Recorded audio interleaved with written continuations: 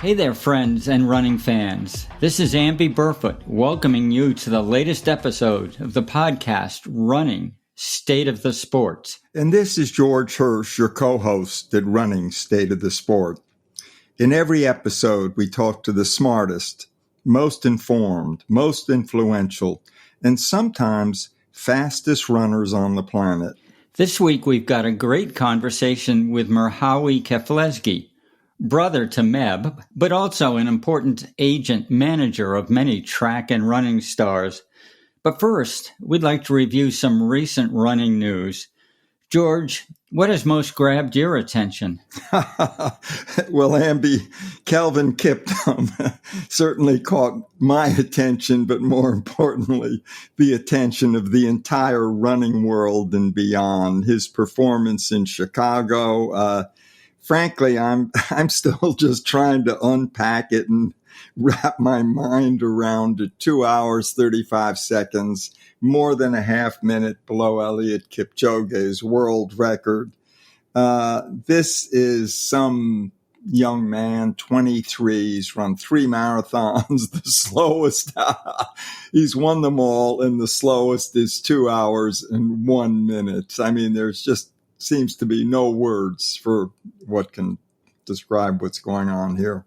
What about the fact that he always seems to run the second half faster than the first half? I mean, I think his last two have been a 59:45 in London, and maybe Chicago was 59:47. That's a 1:59:30 marathon. Yeah, it's just amazing. Amby, you and I have been around the sport. I remember when Moses Tanui cracked 1 hour at Stramilano for the half marathon. And we thought that was kind of otherworldly. And even then, I have to tell you, I never thought I'd see a 2 hour marathon in my lifetime. And now look what's going on here with Kelvin Kiptum. You know what else is super impressive? And this is something I follow closely. And that's our friends, the old guys, the masters, the women and men who are 60, 70, 75. Here's what happened at Chicago that didn't get covered a lot, but should have. A 75-year-old woman, Jeannie Rice, ran a world record for the age group. She ran 2:34:32. That was a world record by 4 minutes. And along the way, she set American records at, are you ready? 10K, 15K, 20K, 25K, half marathon, and 30K. And she didn't even have a good race. She struggled at the late stages. I know you told me, Amby, you've been basically the president of her fan club for quite a while, and with good reason. No, I am, and she's fantastic. There was only one guy in the age group that ran faster than her, and that was, of course, Gene Dykes, who 5 years ago at 70 broke Ed Whitlock's record for the 70-plus group. 75, he was trying to get back down there again, but guess what? Ed is awfully darn impressive at 75. When he was 75, Ed ran a 3:04 something. Gene is still incredible, but he's at 3:17 now, so it looks like there's almost no catching Ed Whitlock beyond 75. Yeah, he was totally one of a kind, and he was a great advertisement for long, slow training. He just seemed to run loops around his local cemetery up in Canada, and from what we know, no speed work, didn't go to the track, and he was, there's something to be learned, of course, from Ed Whitlock and Gene and Jeannie Rice and all of them. Yeah. Well, sometimes these people, maybe Kiptum himself, are just one of a kind, and we can marvel and not exactly know how it is that they do what they do. You got anything else from Chicago or anything else recently you'd like to discuss? Is he one of a kind? We're in the moment, and I don't think we should try to draw incredible conclusions. What we may see in the next year or two on the fast courses Berlin, Chicago, some of the others. We don't know. I mean, all of a sudden we may be looking at some sub 2-hour marathon runners beyond Kelvin Kiptum and Eliud Kipchoge. One thing I did notice, Kiptum seems to be running some pretty high mileage, 300 kilometers a week. I guess that comes out to me to be something like 186 miles a week. And even by pro standards, we're used to 130s, 140s, Amby. We've been ever since the Frank Shorter, Bill Rogers days. But that's big mileage. And he sure looks like it's working for him, and he's young at this point. You know who else is a big mileage trainer is Molly Seidel. And I have to say, she may have been, to me, the most surprising performer at Chicago. She's been a talent all her life, but she's also had many difficulties, which she has publicly expressed. So we're all well aware of them: eating disorders, other mental health issues, low iron. I had almost written Molly off in terms of the 2024 marathon trials coming up. Now she runs a strong race at Chicago, a PR, and all of a sudden she's not only back in the marathon trials, I think she's the one that people are going to be talking about almost more than anyone else, because there's so much else to her story besides just the running. Yeah, you got to love Molly. I mean, her ability to overcome and to be open and to share her story, I think it's brought her a lot of fan support in this sport. I certainly agree. And that's our view on the biggest recent running news.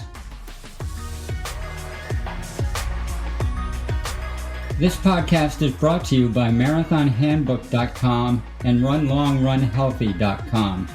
Marathon Handbook is the world's leading marathon website with a special focus on trustworthy running information and free, runner-tested training plans for all ability levels. And Run Long, Run Healthy is Amby's weekly newsletter with the newest, most scientific, and most useful training advice for runners.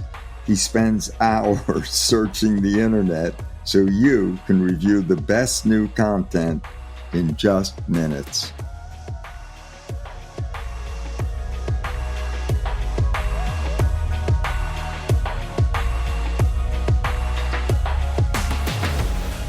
Let's turn now to our guest this week, Merhawi Keflezighi. If the name sounds familiar, well, it should, since he's the brother of famed U.S. marathon runner Meb Keflezighi. Hawi is also a highly regarded athlete agent who represents a number of well-known road and track stars. And that's why we're so excited to have him with us this week. Hawi, thanks for making time for us. Thanks for having me, George and Amby. Hawi, you were recently in a pretty darn exciting place. You spent the weekend at the Chicago Marathon, and you were closer to the action than most of us. So we'd like to just have you review the big picture of what you saw happening in Chicago and how you think that influences the sport. Yes, it was a wonderful weekend in Chicago. The Chicago Marathon really stepped up big time. In addition to the amazing athletes that they brought, from an industry perspective, all the industry or the majority of the industry people were there too. So it was, I think, a great progression for the sport. And then on the performance side, anytime you can witness a world record, it's special. I didn't go into it expecting a world record. I have so much respect for that type of historic performance that was not my expectation. But Kelvin Kiptum really had an amazing performance. I can't really put it into words. And the way he ran it also, just such under control. I mean, fast first half, but the way he ran the second half and just turned a gear was really remarkable to watch. I had the honor of watching the race with his agent. So you can imagine how exciting that was. So tell us, who is his agent, Hawi? Yeah, Mark is his name. So he's from the Netherlands, and the agency's name is Galazzo. They put on a lot of different events. So to give credit to Mark, he's a elite athlete coordinator for many races, including Rotterdam. I think he put on a race the same weekend as the Chicago Marathon, but he was at the Chicago Marathon to support his clients, including Kelvin Kiptum. So yeah, Mark, great guy. I love working with him, but it was really special to watch a fellow agent who I have a good relationship with have that performance. How did he get so lucky as to be the guy who landed Kelvin Kiptum instead of like Hawi Keflezighi? Where were you, man? I know. Missed the opportunity. But to be honest with you, I think, Mark has been in the sport for many years. He has a camp in Kenya that he's developed over the years. And I was lucky enough to have Meb, so I'm okay with that. But it's really amazing the way he's built that up. So tell us a little bit about your business. First of all, how many athletes do you represent? And I'm assuming they're all within track and running, not other sports. And how many people are working with you in your agency? Yes. So right now we mainly represent track and field and road running athletes. We do have one triathlete that we work with, Katie Zafaris. She was the bronze medalist in the individual triathlon in Tokyo. And she was also a silver medalist in the mixed relay for Team USA. So that's the triathlete that we work with. But outside of that, we represent about 60 athletes in track and field and road racing and ultras, right? So we have trail and ultra runners also. And I have a team of 4 full-time, including myself. And then we have about 4 consultants that we work with that help me on the sprint side. We have Dominic on the Latin America side. I work with Leo Manzano, who was a former client, and he's in representation now. Bob Babbitt helps me on the triathlon side. And then I have a director of special projects, Aaron Cattell, and my full-time staff, just to give credit to this amazing team that allows me and my agency to do what we do, is John Rickey, Liam Fail, and Samantha Hansen. So Howie, the consultants, are they kind of like scouts for Major League Baseball, would you say? Yeah, so these consultants are people that have full-time jobs, but support me because we have kind of almost like a joint venture, right? It's people that I maybe just can't afford to have on full-time, or they have their own ventures going on. And they do, like Leo Manzano, he scouted some amazing Latin American athletes, right? Laura Galvan, who's the national record holder for Mexico, has just raced amazingly. He brought her to our agency before we knew much about her at all. And he said, and I believe and trust in Leo's eye for talent. And so he said, this one's a very special athlete. And not only is Laura a great athlete, but she's also a great person. So, you can't be in every market that's available, right? You can't be an expert on the sprints, the field events, the long distance, the ultra. And this is a global sport. We have athletes from Latin America, from Canada, from New Zealand. So it's good to have people you trust that kind of focus in the different areas that our sport consists of. And so, yeah, some of these consultants are definitely scouts.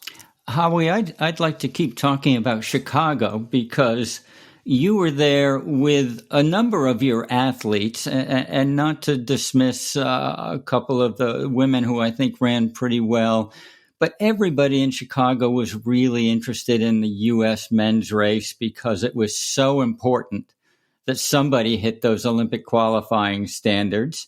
And thank goodness we got 2 out of the race from Connor Mance and Clayton Young. Clayton, thank you, young George. But you had guys who were right on the cusp. Why don't you tell us about your runners in the race and how they performed, and why is it important for you to be at a race with your runners? Because you're not their coach, I don't think. So what are you doing there? Right. Good question. So on the men's side in Chicago, we had Matthew McDonald from the BAA, and we had Frank Lara from the Roots Project, and he also represents Ultra. So they had strong performances. For Frank, he eventually hit the wall, but he lasted all the way to mile 23. and he really pushed the pace. And you don't always get the results you want, but he saw a lot of development and progress in his race, and I think that'll carry into the Olympic trials. Matt McDonald had a great race. He's really one of the most consistent marathoners, I think, in the United States. So he's always a very smart runner and very consistent. So I think I'm very excited about his future. And then we had Dakota Lindworm on the women's side, and she had a personal best. So that was great to see.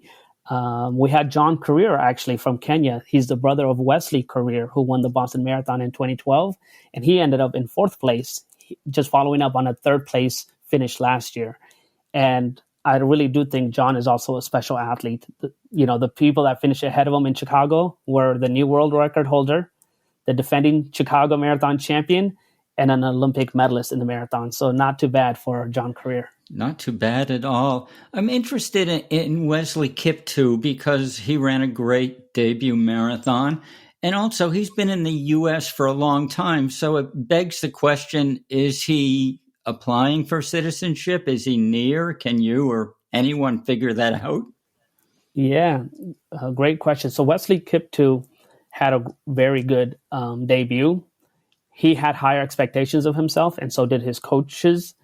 So I think there was a little bit of disappointment because he had amazing amazing training going into the Chicago Marathon. So as soon as he nails this marathon, I think he's going to, he wanted a very aggressive debut, and he didn't necessarily get it, but he's hungry for more.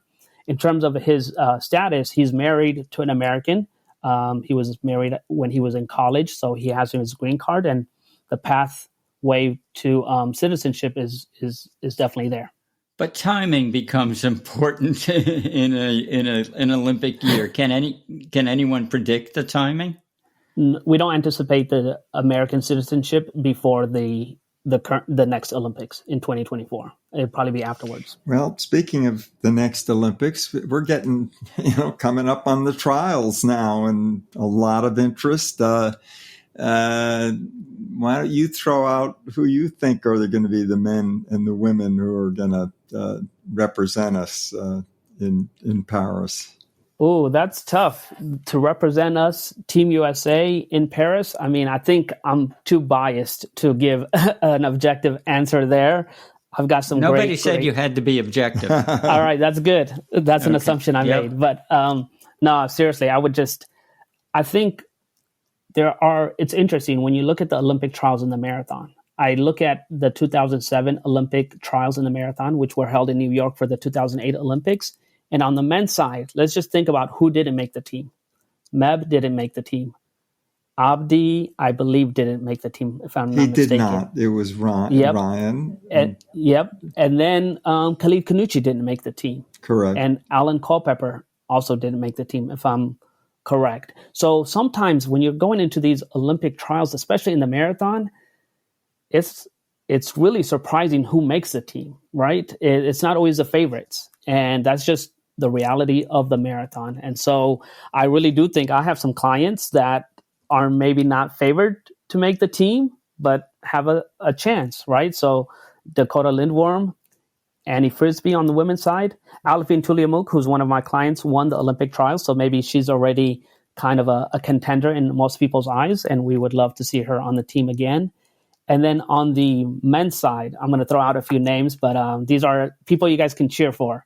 So I mentioned Matthew McDonald, Frank Lara, Futsum Zeneslasi, who's actually running the New York City Marathon this fall, Bia Sambasa, who's really running very consistently in the half marathons, and he's only run one marathon thus far. Let me make sure I'm not missing anybody on my team. And then Shadrach Kipchirchir. So Shadrach is actually running the Amsterdam Marathon this weekend. So maybe he can unlock, not to put any pressure on him, but maybe he can unlock a third spot for Team USA. A quick course in Amsterdam too, flat? Yeah. Good. Yes. Okay. Does he have it as his goal to hit that time, 2:08:10? He does, and I think he's fully capable. He hasn't mastered the marathon just yet. He's struggled in it, but he's an amazing talent in the 10,000 meters. He's done really well. The half marathon, he's run well, but we hope he can pull it off and just accomplish his goals, because I know he's been working really hard. We need a third American to get the standard now that we got two in Chicago. Yeah. So not to put any unnecessary pressure on Shadrach, but, these athletes, the amazing thing about all of these athletes that we're talking about, they put a lot of pressure on themselves. So it's hard, they don't need that external pressure, because I think they do put so much pressure and motivation internally. So I don't like to put them on the spot, but, we want them to achieve their goals, and it's good to publicize their goals. So let's put you on the spot, and maybe you can summarize what you've been hearing from your athletes. But not all the U.S. marathoners seem very happy about what's going to happen at the Olympic trials being held in Orlando, and apparently with a noontime start, which could be 50 degrees, but it could also be a lot more than 50 degrees. Any thoughts or what have you heard from your athletes about the conditions they'll face in Orlando? Yeah, I think there are a lot of concerns about the 12 p.m. Start. And as you know, like when it comes to weather, things are unpredictable nowadays. A lot of people chose to run Berlin this year because Berlin has more consistent weather than Chicago.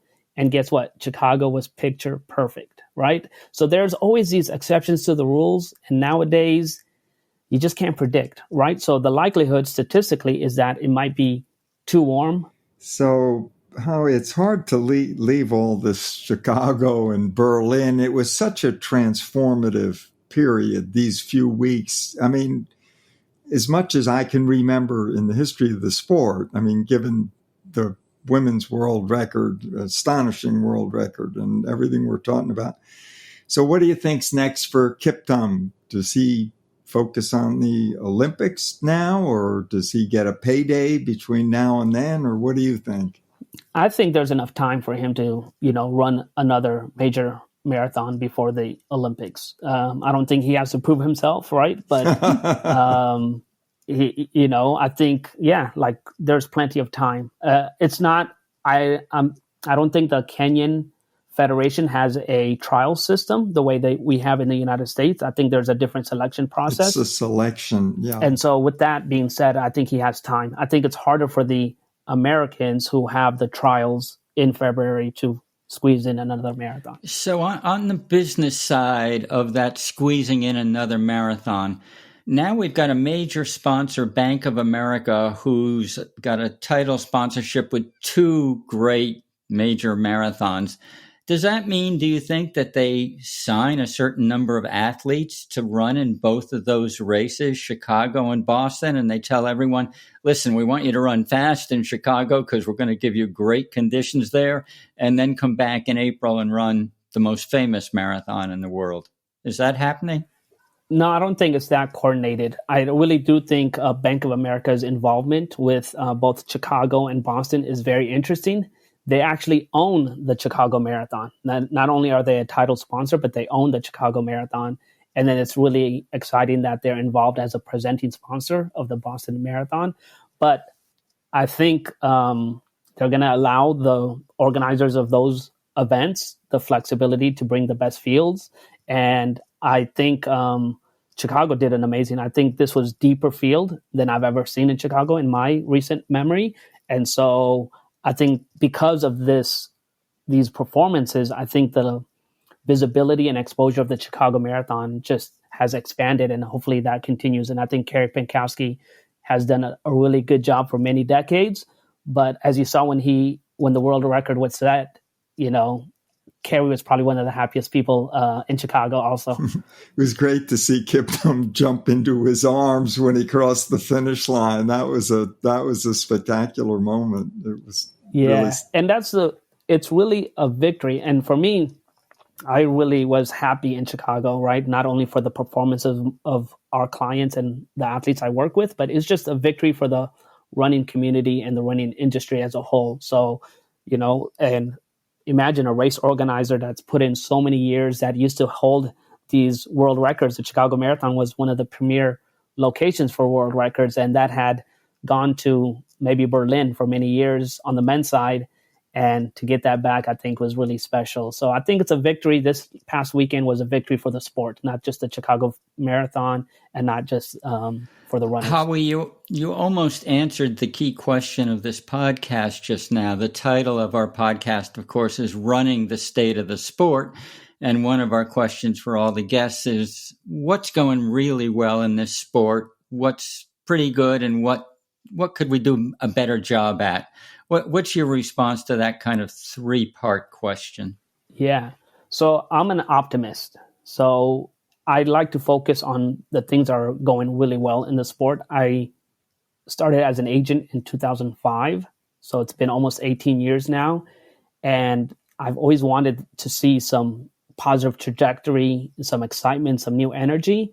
And I'm seeing that in our sport. And our sport is very diverse. There's a lot of variety, right? There's track and field. So in track and field, there's sprints, there's middle distance, there's long distance, there's field events, throwing events and jumping events. There's so much. So just because I'm optimistic and excited about the sport as a whole doesn't mean that there isn't room for improvement in many, many areas, right? So the field events, I represent some field event athletes, some of the best in the world, and their endorsement deals are not what they are for middle distance, long distance, and sprints. So I think there is an opportunity to support these amazing athletes at a higher level.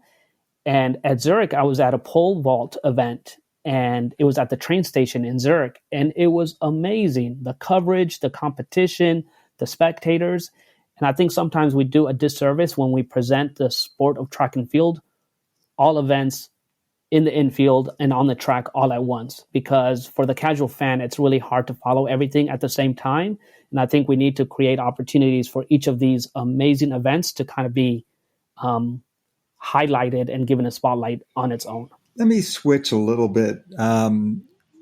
Your brother's obviously very well known, so we know something about your family story, but it's so fascinating. So why don't you briefly take us through it and tell us about you, and were you a runner, and you and Meb growing up, a little of that, and all the way through to how you created your own business. And who beat up on who? I always jokingly say Meb is a fast runner because I used to chase him. But that's not the case. He's 4 years older than me. And a lot of people ask, is it just me and Meb in our family? Because in the running industry, a lot of people see us together. But but I say, no, there's a lot more. And there's 11 of us, 11 siblings, 6 boys and 5 girls. And we were born in Eritrea. I was born in 1979. My father had to leave Eritrea during the war of independence between Eritrea and Ethiopia. And my father left on his own first. My mom just encouraged him to leave the country so he could be safe, because he was kind of a wanted man because of his involvement and support for the Eritrean independence movement. So my mother encouraged him to leave the country. And my father wouldn't leave without her blessing and her father's blessing. But they realized if my father was either arrested or killed, he would not be able to support any of us as a father and as a husband. So he made the trek by foot to Sudan. And from Sudan, he worked there. My dad's just a very hard worker. Just give him an opportunity and he'll make ends meet. And after 2 years in Sudan, he found a way to get to Italy through the mother of his first child, led to Michael. And after that, he was able to actually bring the rest of the family. So my dad didn't want his kids and his wife to trek by foot from Eritrea to Sudan. So he did everything that he could to be able to bring us on a plane from Eritrea to Addis Ababa, Ethiopia, and then to Athens. And that's where we met him in person after being separated from him for 5 years. After that, I'll fast forward because it's a long story, and Meb shared this a lot. But in Italy, we were safe, right? We weren't in the middle of a war, but my dad always had a dream of living in the United States. He felt like the educational opportunities were better for, his kids. And so his oldest daughter, my half-sister, Ruth, lived in San Diego, California with her uncle, Reddy, and she was able to sponsor us to come to the United States. And we were able to land in San Diego on October 21st, 1987. And I was 8 years old at that time. Meb was 12 years old. And that's when his, maybe a year or two later is when Meb discovered his talent in running. And for me, I was more of a basketball guy. I fell in love with the game of basketball and played it all the way to the ninth grade until I couldn't make the team at the high school level. And Meb and my older brothers ran cross country and played soccer at the high school, San Diego High School. And the coach saw that each younger Keflezighi was better than the last. And so he got excited when I came to the high school and said, you need to run cross country. And so I thought maybe I had some hidden talent that I wasn't aware of. And I try to run as good as my older brothers, but I was a different type of athlete, nowhere close to Meb and my older brothers. As a sophomore, Meb was already the number one guy on his team. By the time I was a sophomore, I was second to last on JV. It was me and a big wrestler. I was the smallest guy on the team. The wrestler, Ed, was the biggest guy on the team. And we were, the last two on the JV cross-country team. But I really, if it wasn't for that one season of cross-country that I survived, I would not be in the sport doing what I do now, because that cross-country season really helped me appreciate the sport and the athletes in the sport. So that's kind of like how I just respect runners so much at all levels, because good runners make it look easy, but it's definitely not easy at all. Hawi, I think what's so remarkable and interesting is, how was your English when you landed in San Diego? Not very good. I barely knew any English, but I was 8 years old, so I had an advantage over my older siblings. That's so true. My older siblings, my oldest brother was 15 or 16 years old and plucked into the ninth grade with very limited English, but he did well in school. He got the most outstanding student award by the end of his ninth grade year. And that really gave us a lot of hope and pressure, because if he could do it and do well in school, and eventually he went to UC San Diego, there was no reason from a language standpoint that the younger siblings, who had just a little bit more time to adapt and assimilate, couldn't follow his route. So he kind of set a high standard, but also gave us a lot of hope. So you went to college. I know you went to law school. And did you study sports management? Was that part of your curriculum? Yes. So as an undergrad at UCLA, I studied communication studies and minored in African American studies. But I was also a student manager for the UCLA basketball team. And Meb helped me get that job because he knew the office manager for the UCLA basketball team really well. And he knew there was a scholarship involved. And I really give a lot of credit to Meb, because I look after him now, but he was always looking out for me, when I was younger. And he realized that I was not at UCLA on scholarship like he was. And he wanted me to get a scholarship. And he realized that the UCLA student manager for the basketball team can get a scholarship. And so by my senior year, I had a full scholarship from UCLA basketball. So, but I was a student manager on the basketball team and really got to know some of these players really well. Some of my closest friends who are now playing and coaching in the NBA, some of them represent NBA players. And I really just, at that point, I was like, I wanted to be involved in sports management, and I was going the route of basketball more than running. And so I decided to go to law school, and I went to UCLA School of Law. I wanted to distinguish myself from other people in LA that wanted to be involved in sports and entertainment. And I thought going to law school would make me a better candidate. And while I was in law school is when Meb won the silver medal at the 2004 Olympic Games in the marathon. And at that point, Meb asked me to review some of his contracts and help him find an agent in the United States. And the more I helped him with that process, the more confidence I gained in feeling. And I just had a gut instinct to say, you know what, if I'm going to go into athlete management and I have this law degree, maybe I'm destined to work with my brother. And so I had to talk to Meb. We talked on and off for about 2 months, and I was ready to give up because he's just a very hard interviewer. And there were other agents that were competing with you, I understand. Absolutely, George. You're absolutely right. So Meb had to weigh the pros and cons, but ultimately he felt he could trust me. And I think Coach Larson's endorsement of me also helped. And that was 18 years ago. And I'm really I think Meb is a very rational decision maker. He's not an emotional decision maker. He made a list of pros and cons, but I think I was able to show enough interest and passion and credibility to get over that fence.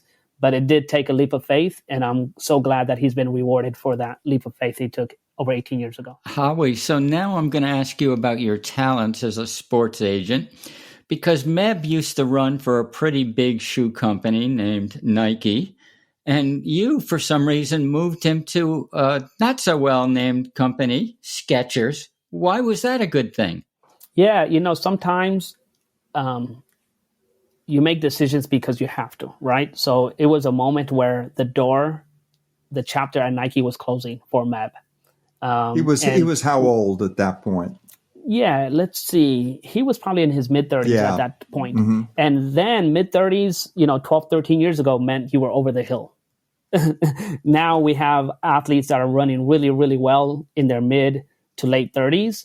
But at that point, the projection was, hey, you've peaked, it's a downhill from there. And so Meb, he puts his heart and soul, had an amazing career. He felt he had earned the benefit of the doubt and felt that Nike wasn't giving him that, right? And there's always a difference of opinion, and people are entitled to their business decisions, right?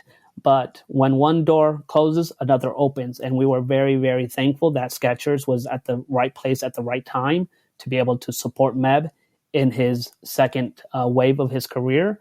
And it was just amazing timing. And who would have thought at that time that Meb would go on to make 2 more Olympic teams and win the Olympic trials and win the Boston Marathon the year after the bombing. So, Meb says this well, people can count you out, but at the end of the day, they can't dictate what God has in mind and what you have in your heart. And I really do think that's a sign, no matter how big a company, how big or small, right, a company is, if you believe in yourself and you put in the work, and I'm a man of faith, those things combined can do amazing things that may not look realistic or possible to other people. Howie, I remember when you guys went to Skechers and there were a lot of raised eyebrows. I mean, it's Skechers.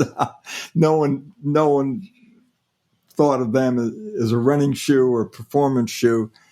I think what it's done, it sort of helped your reputation as being creative and non-traditional in the approach to your representation of athletes. And I've seen it with other people that you've represented. You've kind of gone out of the box. Yeah, I think when you have the right athletes and right clients, it allows you to become more creative and open some doors that may not have been open before. But at the same time, it's, I just think the more options to explore, the better. And sometimes you knock on doors, right? And nobody opens, right? Or it just doesn't work out. And that's okay. But I think it's so important to explore all of your options. And sometimes Skechers we didn't know that they were launching a performance division at that time. But if we didn't knock on that door, who knows? Maybe Meb would have been forced to retire, right? And the history in American distance running would look a little bit different. So my job is to do my due diligence. And it's great when you have clients that trust you and the process that that we go through. Howie, let's talk about athletes who aren't Olympic medalists and Boston winners. If I were to ask you, what percent of Americans who call themselves pro road runners are now making over, let's say, $80,000 a year? What percent would that be? Yeah, this is a guess, right? It's I would say 50%. But interestingly, in 2012, the USATF Foundation actually did a survey with the athletes directly, and some of those numbers were really depressing, right? The amount of athletes that were making under $25,000, being ranked in the top 10. This does include the track, and then we'll kind of discuss some of the inequities in track and field. But I think for middle and long distance, things have improved over the last 10 years. There's these training groups which have more of a middle class. I think 10 to 15 years ago, if you weren't in the top 3 at NCAAs, it was very difficult to get a sponsorship or an endorsement, a sponsorship from a footwear company. But now these teams have 10 to 15 participant or team members. And so there's more of a middle class. And I think for middle and long distance, it's good because you don't necessarily peak while you're in college. So to get a couple of years after college, it allows athletes to maybe give it another go and maybe, maybe peak in their late 20s or early 30s. So let's take those runners we're talking about, someone making $80,000, maybe $100,000 a year.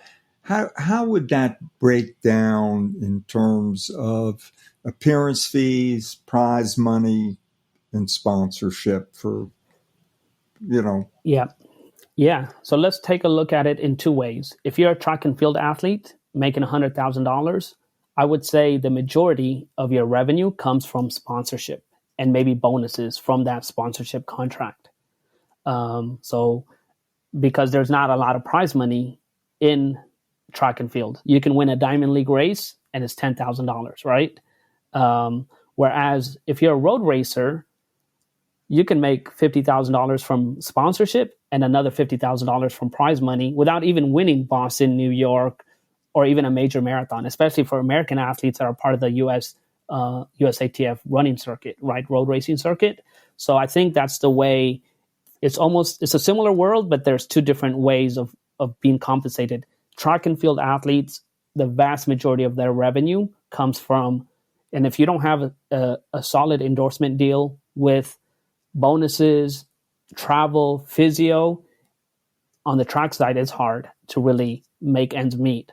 Whereas on the roads, there's so many marathons out there, half marathons, 10Ks. There's a lot of races that you can kind of complement and supplement your initial base endorsement. So if you happen to be working with a relatively young guy, let's just say, or woman just out of college, it sounds to me like you might say, the road is better. The roads literally are a better choice than trying to run 5,000 and 10,000 meters on the track. There aren't many opportunities. Perhaps there aren't great paydays in those opportunities. Are the roads where it's at? That is true. I think if you're looking short term, you're just chasing the money, that is true. I think you can make more money on the roads. But as you see with athletes like Kipchoge, for example, he was on the roads for he was on the track for a long time. And I think that's allowed him to have an amazing long career on the roads. So sometimes it's not just chasing the short money. And I do think some of these shoe companies and training groups do a great job of providing enough investment to the athletes to make running on the track sustainable until the athletes are ready to make the transition. And then we do have a lot of athletes that are hybrid, right? They might run the 5,000 and 10,000 on the track, but then also do, 10,000 meters, 5,000 meters, miles on the road, and maybe eventually the half marathon and marathon. Sifan Hassan, who just won Chicago, she's a great example. Seems to me she can do everything. maybe pole vault. Yeah. At her level, it's really interesting because if you're medaling on the track, you have no business usually, right? Under normal circumstances, going to the roads or to the marathon. Or if you're winning majors, you have no business going to the track. That was the traditional thinking, but she's an exception to that rule. She's been able to perform at a very high level, and it's lucrative on both ends for her. But, speaking of exceptions, it seems to me that Kelvin Kiptum is a new exception because look at the great marathon runners, your brother, and Paul Turgot, Haile Gebrselassie, Bekele. They all were world champions and Olympic champions on the track. I could be wrong. I don't even know if he's run a 5,000 meter on the track. He's 23. He's run 3 marathons. The slowest is 2:01. I have no idea what his track performances are. He seems to be totally a marathon runner. Yeah, that's a great point, George. And I think the one thing that concerns me, not necessarily about Kiptum, because I think he's just a special athlete, but some athletes that do kind of start a marathon at a very young age, what I've kind of seen a trend is they don't have as long of a career, right? So sometimes you have to give your body. Yeah, so we'll see. I think Kiptum is an exception to every rule out there, but I do think for young athletes, it is good to, even if you know your future is on the roads, it's good to kind of work on your speed on the track for a few years. That old Frank Shorter saying of whenever you start, you've got 7 years that you'll keep getting better, and then so we'll see with Kiptum. If he's going to get better for 7 more years, it's going to be a sight. Where does that end up? You're right. Howie, we live in a world where everyone is a little bit obsessed by social media of one kind or many kinds.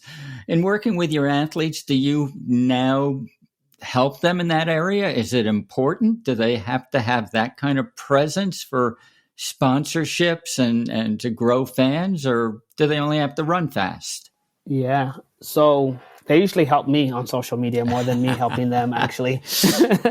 But I think what I try to stress, especially the young athletes coming out of college and new clients, when I'm working with them, I say, it's amazing if you can balance social media, having a strong presence and being engaged on social media, and, keep your performances and training at a high level.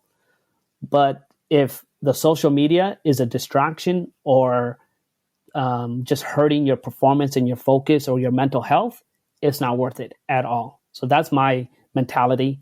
The performance, if you are a high performance athlete, focus on that. If you can complement it with social media, it's amazing, right? There's a lot of opportunities to share your story, inspire, motivate, and do brand marketing and promotion.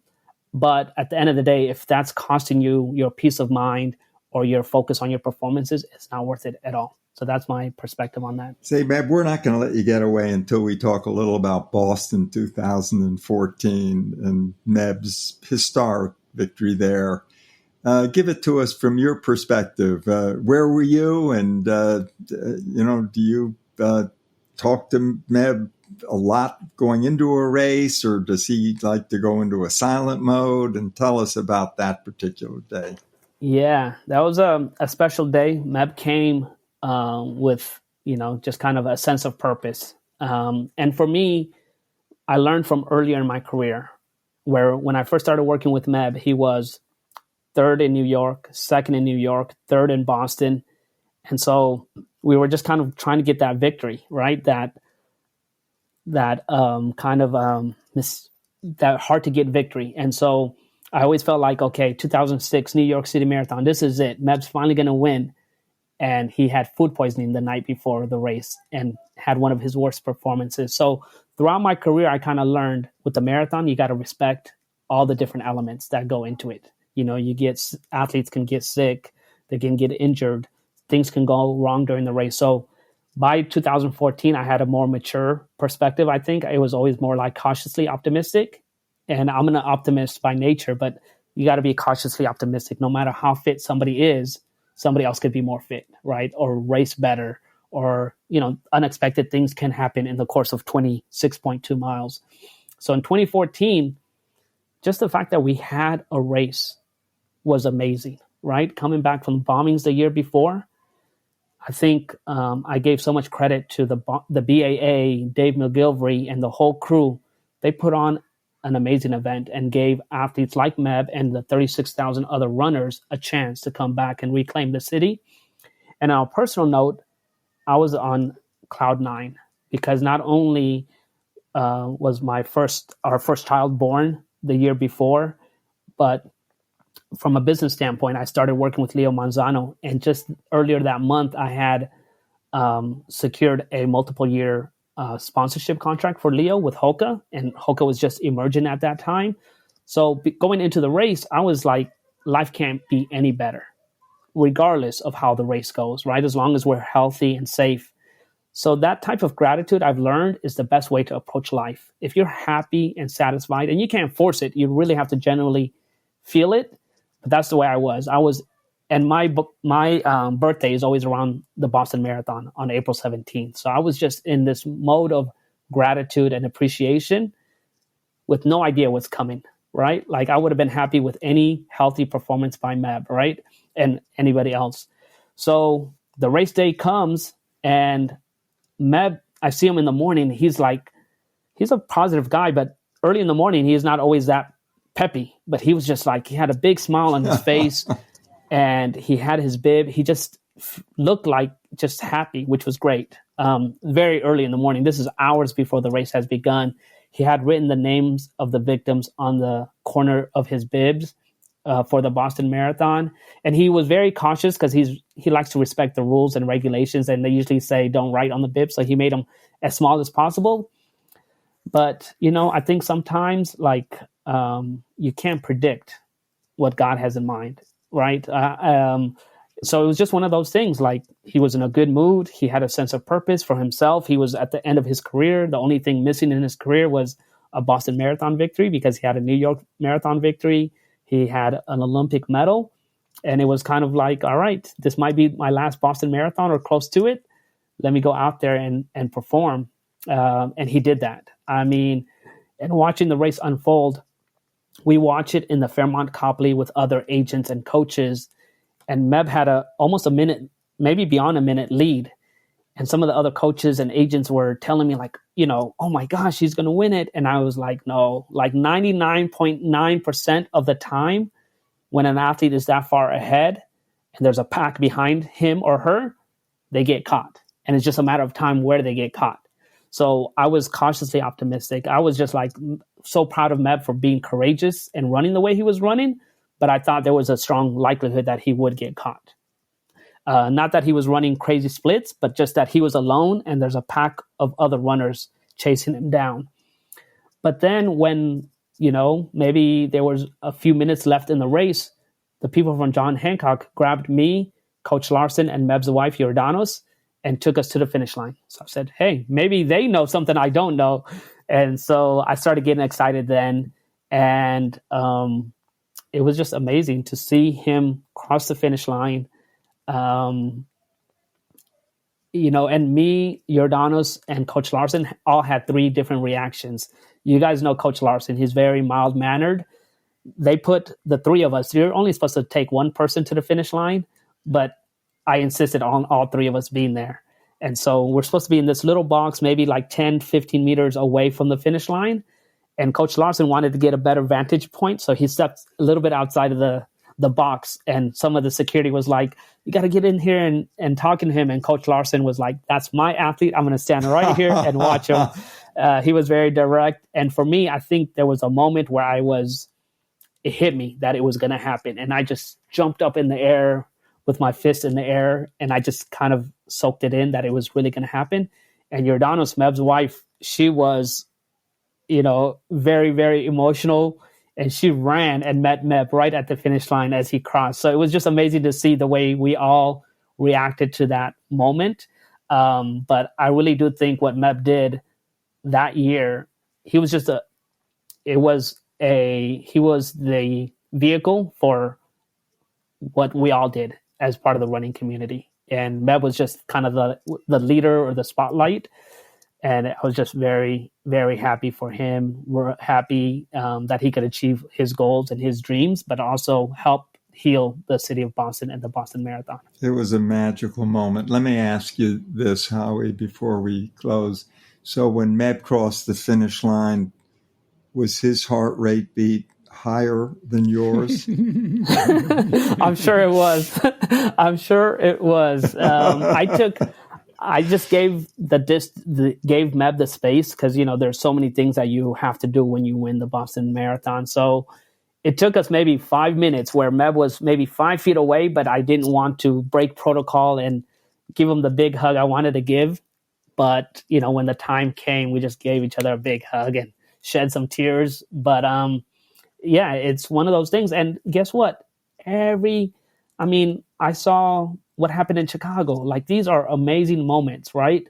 And not only for the winners, I was there when my coworker, Samantha Hansen, finished the Chicago Marathon this year. And while I was waiting for her, I saw people achieve their goals, sub 3 hours or whatever time, or just finishing a marathon and shed tears. It is a magical moment at the finish line, whether you're in first place or wherever you finish, because you accomplish a goal. And that, sometimes we're not always there for the 3 hour, 4 hour, 5 hour, 6 hour marathon finishers, but it is a beautiful moment. Hawi, thank you for that emotional retelling of the 2014 Boston. And I want to agree with you totally. It was a wonderful, fantastic moment for the Keflezighi family, but it was bigger than that because the 2014 Boston was, let's face it, the most significant marathon any of us has ever attended, and we hope we will never attend one under those conditions.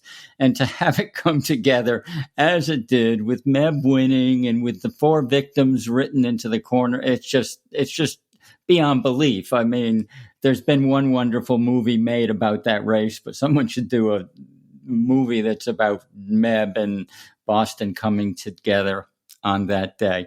So you spent a lot of time with us, and I thank you so much for that. We've come to our fairy godmother ending question, which is, if we could give you a fairy godmother who would grant you 3 wishes for the entire running world, your part of it and larger parts, what would the 3 wishes be that you would want to see? All right. So one is, I would love for there to be $1 million in prize money for each event at the World Championships for track. Fantastic. I would love to see that because I really do feel these athletes are amazing, truly amazing.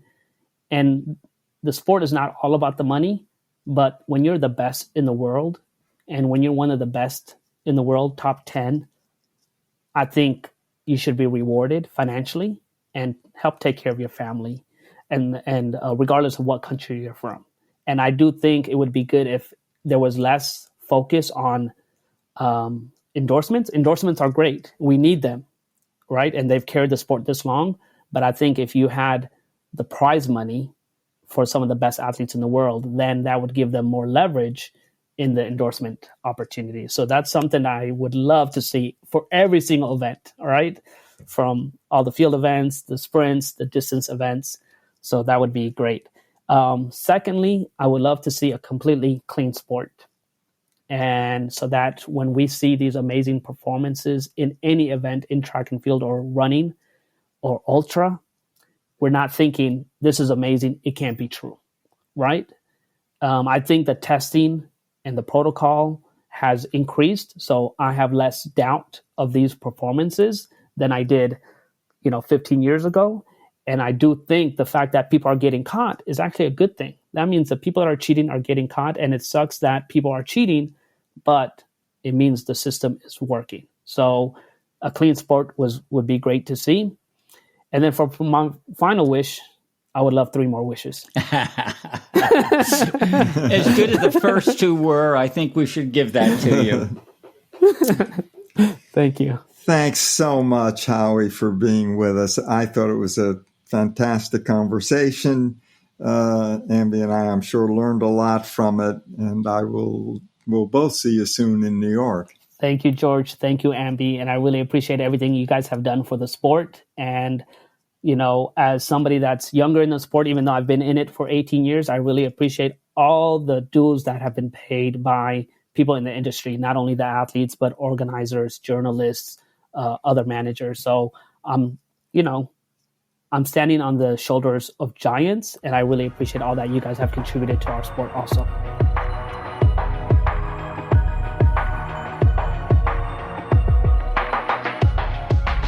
That was a great conversation with Merhawi, our first agent after some race directors and runners.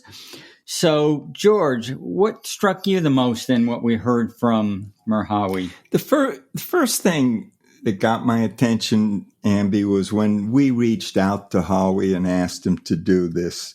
And he indicated that he was really hesitant to do podcasts, saying he just didn't like to get out in front of his athletes. He liked to be behind the scenes. And, for an athlete's rep, you got to love that. And I think that was one of the things that caught my attention right away. Not necessarily what you expect, because somehow you expect an agent to be kind of brash and out there and always trying to sell himself and get more clients. Jerry Maguire. Exactly. That's the model. I talk just briefly about my own 2014 Boston Marathon story. And of course, Hawi retold Meb's incredible victory. I was only several hours behind Meb in that race. So as I was going through the halfway point at Wellesley, I was saying to everybody, who won? Who won? What's going on up front? Because you're always excited to know that. And someone yelled to me, Keflezighi won. And I was like, oh my God, we can't even tell a Kenyan from an American these days. Just because he's an African doesn't mean that it's Meb Keflezighi. I thought it was a complete mistake because he was so lowly ranked. There were like a dozen runners in the field with better performances than him. But of course, he came through that day with one of the all-time great races. Yeah, I think I really enjoyed talking to Hawi, and I haven't heard agents before on, many of the running podcasts, and I thought we got some real insights. You asked him, how many professional athletes earn perhaps $80,000 or more a year, and his guess was that maybe 50% of them did. And he really went on to say, and the majority of their earnings come from sponsorships, not prize money and not appearance fees.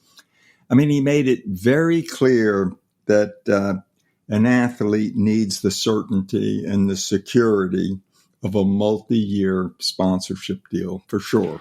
And he also, at the end, when we gave him the fairy godmother options, made it very clear that he's a big supporter of payments to athletes, because he said what he wants to see in the World Championships for every winner, not just the 100-meter person or the 1,500 or the marathon, but for everyone, including the field event people, is a $1 million first place prize purse. And that would go a long way towards elevating the profile of this sport and, of course, helping the athletes stay with it for full careers. Agree completely. I think people look at these professional sports, and one of the metrics that's in the fans' mind is, what do these athletes earn? So I think Howie's absolutely on the right track there. And maybe, if we're all lucky, he'll get to where he would like things to be at some point. For sure. So that's it for this week's episode of Running State of the Sport. We hope you enjoyed joining us as much as we enjoyed sharing the time with you. We'll be back again in 2 weeks with our next episode. Until then, please tell your friends about Running State of the Sport. We'd also appreciate a review at your favorite podcast host, like Apple Podcasts or Spotify Podcasts. And in signing off, here's our hope for the state of your own personal running. Chin up, clear eyes, full heart, keep moving, onward.